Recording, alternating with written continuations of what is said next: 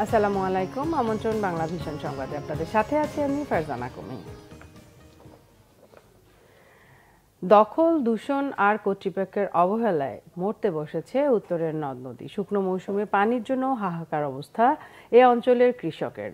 কৃষিতে পানির যোগান দেয় বিভাগের 405টি ছোট বড় নদী, কিন্তু বেশিরভাগ নদী হারিয়ে এখন শুধুই কালের সাক্ষী।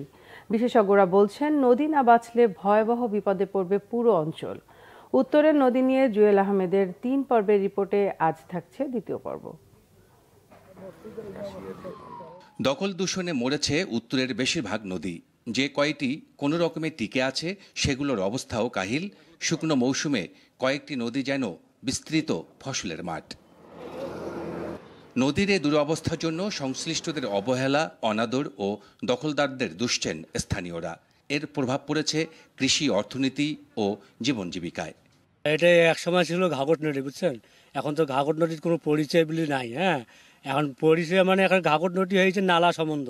আমরা যে সেচের পানি টানি নেব সেটাও তো এখন নাই। সারা বছর বড় বড় মাছ আমার বাপ দাদারা ডুবি ডুবি ধরতো। এখন তো মাছ তো পাওয়া দূরের কথা। এই নদীতে আমি ধান গাড়ি। আমরা সরকার চাই নদীটা কিভাবে আমাদের নদীটা ভালো হবে, উন্নত হবে। আমি সে সরকারের কাছে আবেদন। আমরা পরিসংখ্যান বলছে গোটা বিভাগ জুড়ে নদীর সংখ্যা ছিল 405টি, বেঁচে আছে হাতে গোনা কয়েকটি। পরিকল্পিতভাবে নদীগুলোকে প্রাণ না দিলে বড় সংকটের সংখ্যা বিশিষ্টজনদের। আর নদী রক্ষায় সরকারের শক্ত নির্দেশনার অপেক্ষা পানি উন্নয়ন বোর্ডের।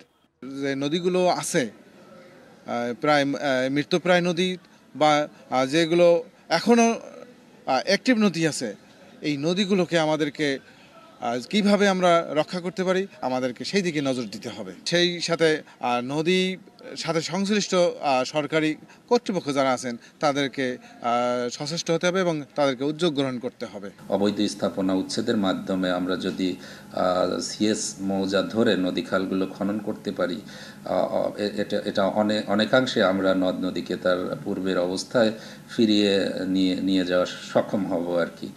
2018-19 অর্থবছরে 490 কোটি টাকা ব্যয়ে বিভাগের 36টি নদী ও 38টি খাল খনন করে পানি উন্নয়ন বোর্ড, যার দৈর্ঘ্য 1294 কিলোমিটার। অযত্নে পড়ে থাকা এই নদীর নাম ঘাঘট। উত্তরে এরকম নদীর সংখ্যা নেহাত কম নয়। প্রাকৃতিক এই নদীগুলোকে রক্ষা করা না হলে বড় ধরনের দুর্যোগের শঙ্কা করছেন বিশেষজ্ঞরা। জুয়েল আহমেদ, বাংলা ভিশন, রংপুর। গাইবান্ধায় ওজন করে বিক্রি হচ্ছে আটা রুটি। রুটি বিক্রি করে ভাগ্য ফিরেছে গ্রামের অনেকের। প্রতিটি দোকানে ভোর থেকে রাত 1টা পর্যন্ত এক নাগাড়ে চলে রুটির বেচাকেনা। রুটির সঙ্গে নামমাত্র দামে আলু ডালের তরকারি পাওয়া যায়, আর বিনামূল্যে মেলে গুড় আর সরিষার তেলে মাখা পেঁয়াজ মরিচ। গাইবান্ধা প্রতিনিধি ফিরোজ কবিরের তথ্য ও ছবিতে ডেস্ক রিপোর্ট। গাইবান্ধা জেলা শহরের পুরাতন বাজারের ভেতরে গড়ে উঠেছে আটার রুটির বাজার। ছোট ছোট ঘরে 7-8টি রুটির দোকান। প্রতিদিন ভোর থেকে রাত পর্যন্ত ওজনে চলে রুটির বেচা কেনা। বিভিন্ন পেশার মানুষ রুটি কিনতে ভিড় করেন দোকানগুলোতে। দোকান ভেদে প্রতিদিন গড়ে বিক্রি হয় 30 থেকে 35 কেজির আটার রুটি। মাপদে রুটি বিক্রি করলে সুবিধা হলো কাস্টমারের সুবিধা, যার যতটুকু প্রয়োজন সেটা খায়া পেট ভরে। কেউ 1 পোয়া নেয় 100 গ্রাম, 200 গ্রাম, কেজি আমরা 100 টাকা বিক্রি করি। ওই উঠি বেশি কাস্টমারেরও খায়া পত্তা হয়, দোকানদারেরও বেশি লাভ একটু হয়। এই জন্য এই ব্যবসাটা এখনো চালু আছে। এই যে আমাদের পাল্লা পাথর দিয়ে যে রুটিটা বিক্রি হয়, এটা এখানে আমাদের এই পুরাতন বাজারের ঐতিহ্য। এটা কেউ 1 পোয়া নেই, কেউ 200 গ্রাম নেই। এই জন্য আমাদের পক্ষে সুবিধে, হয়তো আমরা বেশি টাকা দিয়ে খাওয়ার পারি না। বাজার করবে আসি, খুঁজে লাগে, এটা ছোটো মোটো খায়া চলে যাই। এটা অরিজিনাল পিওর, মানে যেটা গমের আটার রুটি সেটাই পাওয়া যায়, আর আমার কাছে এটা ভালো লাগে, অনেক সাশ্রয়ী রেট। শহরের পুরাতন বাজারে প্রথমে আনোয়ার হোসেন শুরু করেন রুটির ব্যবসা। তবে চাহিদা বাড়ার সাথে সাথে নতুন বাজার, হকার্স মার্কেট ও কাছারি বাজারেও গড়ে উঠেছে আরও কয়েকটি দোকান। 1978 সালের ওদিকে আমি চর ভাঙার কারণে এখানে চলে আসি, বাবা মা সহ আসিয়ে এই পুরাতন বাজার খড়িহাটিতে রুটির দোকান দেয় প্রথম। তখন 500 আটার দাম ছিল 11 টাকা থেকে 12 টাকা। একটা উডি, আধা পোয়া উডি আমি 50 আটানা বেচতাম, আর 1 পোয়া বেচতাম 1 টাকা। রুটি ব্যবসায়ীদের সব ধরনের সহযোগিতার আশ্বাস দিয়েছেন চেম্বার অব কমার্সের পরিচালক। এটা আমি মনে করি যে এটা আসলে অনেক পুরাতন একটি ঐতিহ্য।